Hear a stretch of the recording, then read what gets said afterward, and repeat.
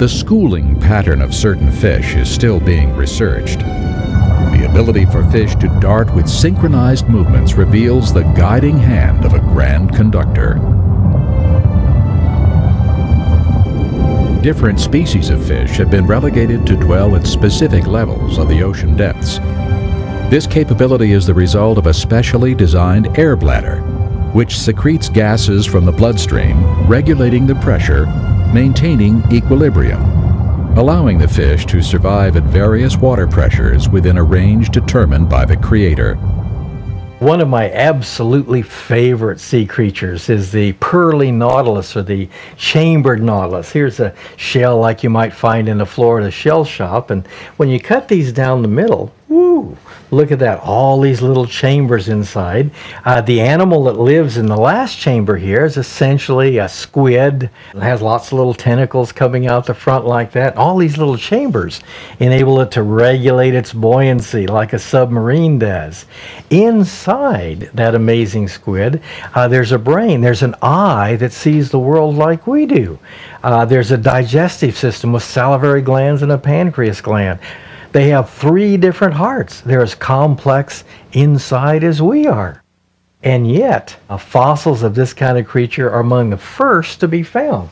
Initial complexity, a marvelous testimony to God's creativity. When I look at the sea creatures that God has created, I look in particular to the fish. They are amazing creatures, starting with their streamlined efficiency, the fact that they are designed to extract oxygen from the water in such an efficient manner, the fact that they have such a pleasing aesthetic values, and also, of course, the great quantities of food they provide for man. Fish have always been fish, according to the fossil record. Yes, fish certainly are an incredible feature of God's living creation.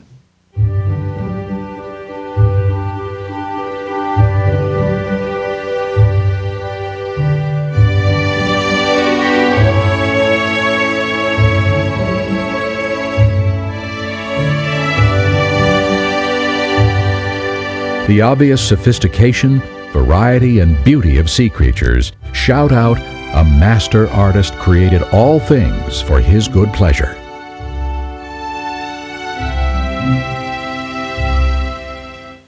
Welcome back to Truth Seekers. A designer, a creator, a master artist. We're created in His image. We like art. We love to look at pretty things like that.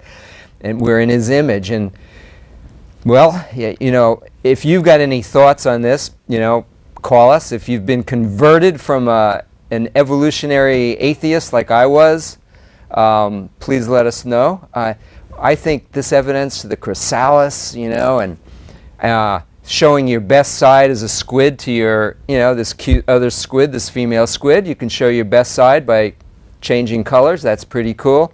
Evolution makes, I don't see how that comes about, evolution being able to switch colors on either side. They're so unique, the camouflage of the octopus. Now, they don't all don't do the same thing. They don't all have beautiful camouflage. They don't all show their best side. We don't all go into chrysalises. God has just made such an incredible variety of creatures. Now we've got our friend Barrett, the evolutionist, on the phone, and we'll talk Eastern religion. And I came out of Eastern religion. And Barrett, I shared with you last time why. You asked why, and you asked generally the same questions, which is okay. And we've asked you to give us evidence, and you know, it really doesn't compete with any evidence like prophecy. But what do you want to share with us tonight, Barrett? Okay, your friend's name is James, right? James? Sitting next to me here? Yeah. Jay. Jay. You know, he could take his one hand and just knock you completely across the room.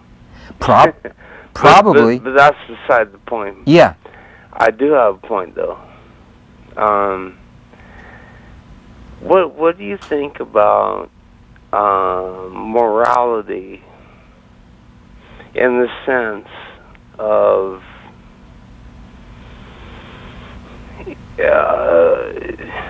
personal insight and morality? Why are you asking the question? You know, are you still truth seeking, or are you trying to poke holes? And why? Well, I do both. Yeah, okay, okay, and that's okay. I'm not gonna lie to you. We allow one hole poking, one okay, puncturing all right. jab Tell- from tell any me caller what a night. you- That's cool, Barrett. But explain to Jay, maybe he can answer the question, and if he can't, maybe I can. If we both can't, we could probably direct you. But Hey, I like you. I like both you guys, man. thank you very I much. think you guys But what's the, both what are you nice trying to get at this morality question? Okay, morality is not law, but it is morality.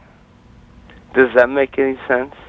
Well, let me come. Yeah, in a way. But let me come back to you and maybe help clarify it.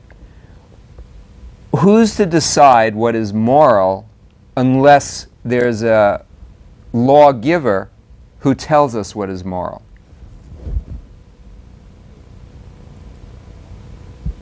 Did we lose Barrett? He's thinking. You still? Oh, there you are. It's a good question. My answer to that would be that, you know, there's laws. Where do they come from? See, most They come most from human man. beings, most human beings have the same moral conscience. We all have a conscience.